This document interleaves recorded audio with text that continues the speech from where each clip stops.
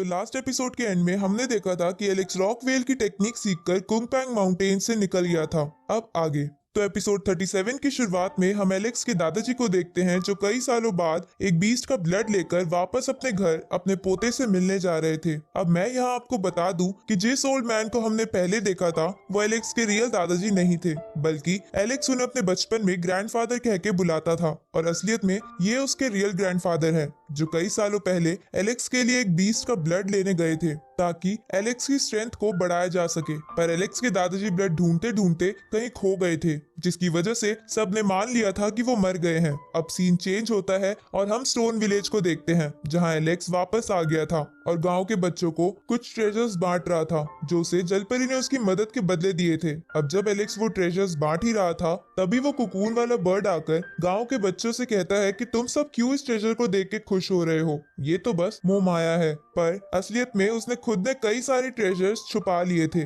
जिसे देखकर सब हंसने लगते हैं। आगे एलेक्स गॉडलियो के पास जाकर अपनी रॉकवेल की टेक्निक उन्हें दिखाता है, जिसे देखकर गॉडलियो उसे कहते हैं कि तुम्हें इसे प्रैक्टिस करते रहना चाहिए, जिसके बाद तुम इसमें मास्टर बन जाओगे। साथ ही तुम पावर में ज्यादा मत उलझ जाना क्योंकि ये तुम्हारे लिए खतरनाक बन सकता है। तो एलेक्स थैंक यू बोलते हुए उन्हें भी एक ट्रेजर देता है, जिसे देखकर गॉडलियो कहते हैं कि ये ट्रेजर सिर्फ ह्यूमन बॉडीज के ही काम आता है। साथ ही वो एलेक्स को बता देते हैं कि उसके ग्रैंडफादर जिंदा है और वो वापस अपने घर जा रहे हैं। ये सुनकर एलेक्स हैरान हो जाता है क्योंकि उसे लगता था कि उसके ग्रैंडफादर मर चुके हैं। दूसरी तरफ हम एलेक्स के ग्रैंडफादर को देखते हैं जो अपने घर वापस आ गए थे, जिन्हें देखकर महल के सैनिक चौंक जाते हैं क्योंकि उन्होंने उन्हें कई सालों से नहीं देखा था। इसलिए वो सैनिक ये खबर करंट राजा तक पहुंचा देते हैं जिसका नाम मिशेल था। इधर एलेक्स के दादाजी से मिलने महल के 3 बड़े लोग आते हैं जिनमें डेविड का फादर लुइस भी था। अब एलेक्स के ग्रैंडफादर जेसन यानी एलेक्स के फादर और एलेक्स के बारे में पूछने लगते हैं जो उन्हें कहीं भी नजर नहीं आ रहे थे, पर वो तीनों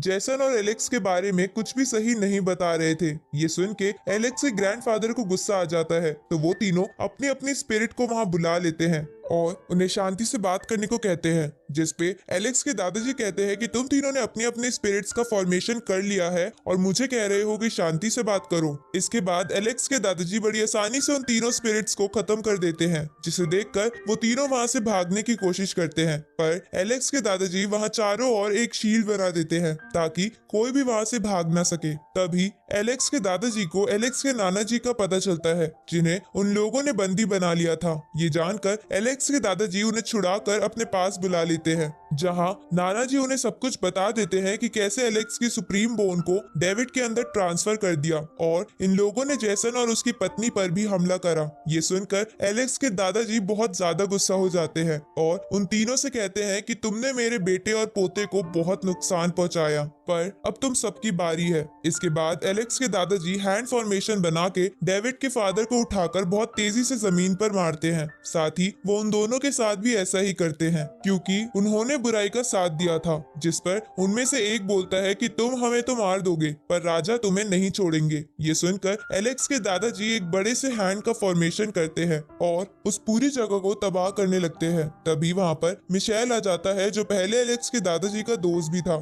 अब मिशेल एलेक्स के दादाजी को कहता है कि जब मैं राजा बना उससे पहले ये सब हो चुका था, इसलिए मैं कुछ नहीं कर पाया, तो तुम भी इस जगह को तबाह मत करो। जिस पे एलेक्स के दादाजी बोलते हैं कि अगर ये सब मेरे बेटे ने करा होता तो मैं उसे भी मार देता, तो मैं तुम्हें और इन लोगों को कैसे छोड़ दूं। ये सुनकर मिशेल गुस्सा हो जाता है और अपनी एक खास टेक्निक का फॉर्मेशन करता है ताकि वो एलेक्स के दादाजी को मार दे क्योंकि वो रुक नहीं रहे थे। ये देखकर एलेक्स के दादाजी भी एक बड़े से वेपन का फॉर्मेशन करते हैं और मिशेल के फॉर्मेशन को तोड़कर उस पे सुप्रीम गोल्डन ईगल टेक्निक का इस्तेमाल करते हैं, जिससे मिशेल का फॉर्मेशन पूरी तरह तबाह हो जाता है। ये देखकर मिशेल अपने एक वेपन की मदद से पास जाके एलेक्स के दादाजी से लड़ने लगता है, जिसमें एलेक्स के दादाजी आराम से मिशेल पर भारी पड़ रहे थे। तो मिशेल अपनी ड्रैगन टेक्निक का इस्तेमाल करता है तो एलेक्स के दादाजी भी अपनी ड्रैगन टेक्निक का इस्तेमाल करते हैं, जिसके बाद एलेक्स के दादाजी का ड्रैगन मिशेल के ड्रैगन को खत्म करके मिशेल को भी हरा देता है। ये देखकर वहां खड़े सैनिक चौंक जाते हैं कि एलेक्स के दादाजी बहुत ज्यादा ताकतवर है जिन्हें वो लोग नहीं संभाल सकते। तभी मिशेल कहता है कि अगर तुम्हें मेरी पोजीशन चाहिए तो मैं तुम्हें ये दे सकता हूँ, जिस पर एलेक्स के दादाजी कहते हैं कि मुझे तुम्हारी गद्दी का कोई शौक नहीं है, साथ ही मैं आज तुम्हें छोड़ छोड़ रहा हूँ ताकि मैं तुम लोगों को दिखा सकूं कि हाईएस्ट लेवल ऑफ कल्टीवेशन क्या होता है। उसी वक्त आसमान से बिजली चमकने लगती है और आसमान से एक बंदा निकलकर कहता है कि तुम्हारी हिम्मत कैसे हुई मेरी फैमिली को इतना नुकसान पहुंचाने की। जिस पर एलेक्स के दादाजी बोलते हैं कि लगता है आज तुम भी मरोगे। ये सुनकर वो बंदा कहता है कि मैं तो शांति से मैटर को सुलझाने आया हूँ। और इसी के साथ यह एपिसोड यहीं खत्म होता है।